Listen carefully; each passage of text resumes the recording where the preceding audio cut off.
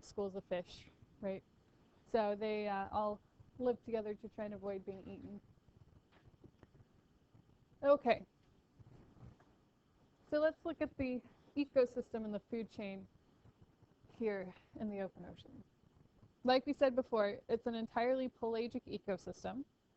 So the bottom is thousands of feet away, if not miles away. And so everything that occurs here occurs in the water column. And that means that the main primary producer in this ecosystem is phytoplankton, okay, little single-celled algae, plants. Okay, so the phytoplankton are the primary producers, because if you remember, you always have to have a primary producer that starts off the food chain, right? Does photosynthesis, passes energy up the food chain. So you have your phytoplankton, which are your primary producers. Because you are far away from land, you do not have that fresh water carrying all the nutrients from land into that ecosystem, because it's, you know, hundreds, thousands of miles away from the shore. And like we talked about, it's a very stable water column. You have a pretty permanent thermocline. And so it's very nutrient poor. Okay, so the open ocean is a very nutrient poor environment. So because you have few nutrients but lots of sunlight, those are the two limiting factors for phytoplankton. You're going to have a relatively small phytoplankton population in the open ocean because there's not very many nutrients, because it's far from land and because of the thermocline. So that means that this area of the ocean, there's not as much life.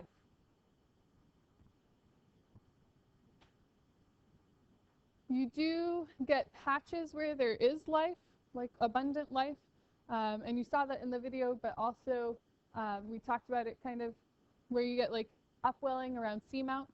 So you have like deep sea currents that come and they hit these seamounts and force the nutrient-rich water up towards the surface.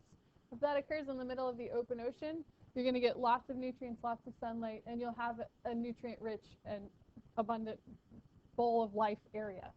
Okay, but that occurs in patches. Right? Remember we said there's patches of life in the open ocean. So you do get patches where there's life, but for the most part, not much is around. And that's also why like the color of the water is so blue out there, because there's not much phytoplankton to change the color of the water. Okay. So you have your phytoplankton, and they're going to be doing photosynthesis, a little bit of photosynthesis in the small population of phytoplankton. And when they do this photosynthesis, they are going to be pretty selfish with the products that they create, or with the glucose that they create. And so they're going to try and hold on to the glucose very tightly. And they do a pretty good job of it, but sometimes some of it leaks out of their cells. And when the glucose leaks out of the cells and is in the surrounding seawater, it becomes this thing that we call dissolved organic matter, because it's an organic molecule, glucose is, and it's dissolved in the water. So it's a dissolved organic molecule. That dissolved organic matter would represent nutrient loss for the phytoplankton, because it's in the form of glucose, which that phytoplankton cannot uptake again and reuse. Okay, it's lost to them in the water.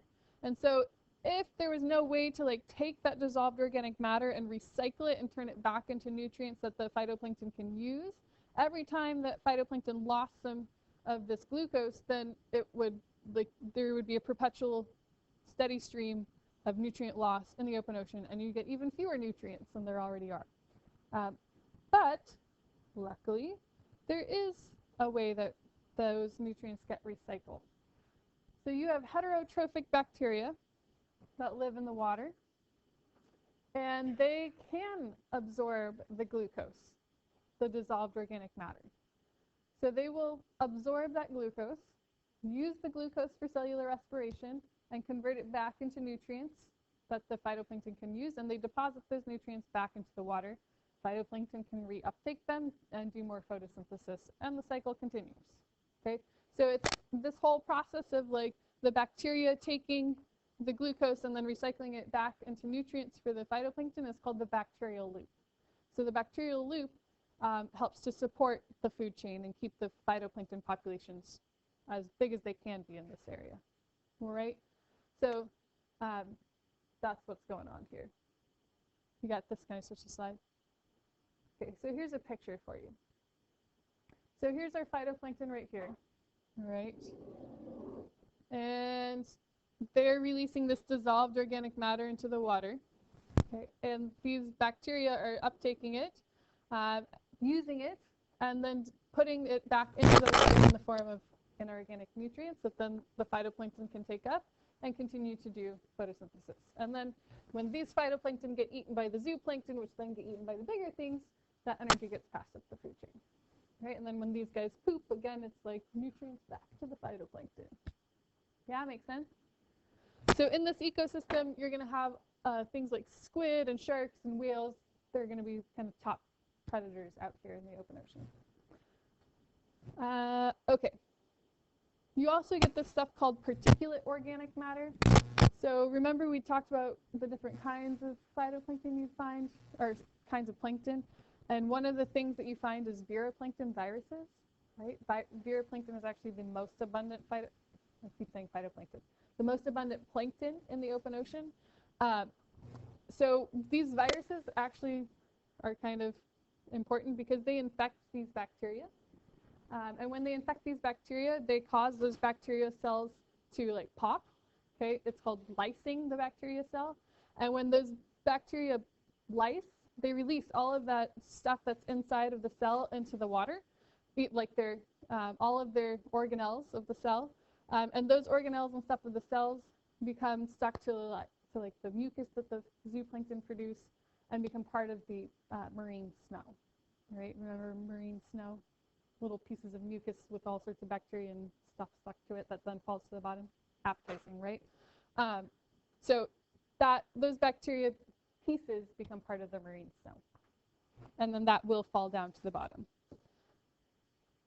This is here, and you have this in your notes to just kind of help you see that a lot of the food chain or steps in the food chain that occur here in the open ocean occur at a microscopic level. So you've got lots of teeny, teeny, tiny little plankton that are eating each other. And by the time you're able to see the animals, many times that's already like the third link in the food chain, okay, or fourth link in the food chain. And those little animals that you can see have, been eating other stuff that's been eating other stuff already. Just it's too small for you to see. Okay, and then again, this picture is here to show you too. All right, so lots of little teeny tiny nanoplankton and smaller, right, and then microzooplankton, so on and so forth. Okay. So because it is a very nutrient poor environment,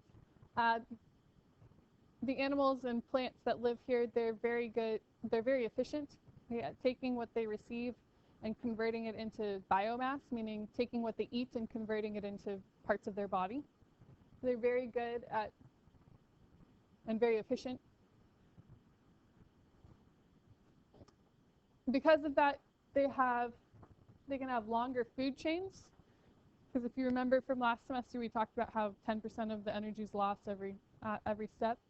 These guys are very efficient at converting the food that they eat into their biomass, and so you can actually get more steps in the food chain because of that. But as you move away from like upwelling areas, you're going to have fewer of the larger animals because efficiency decreases as you move away from there. So you get very few big animals that live away from these upwelling zones.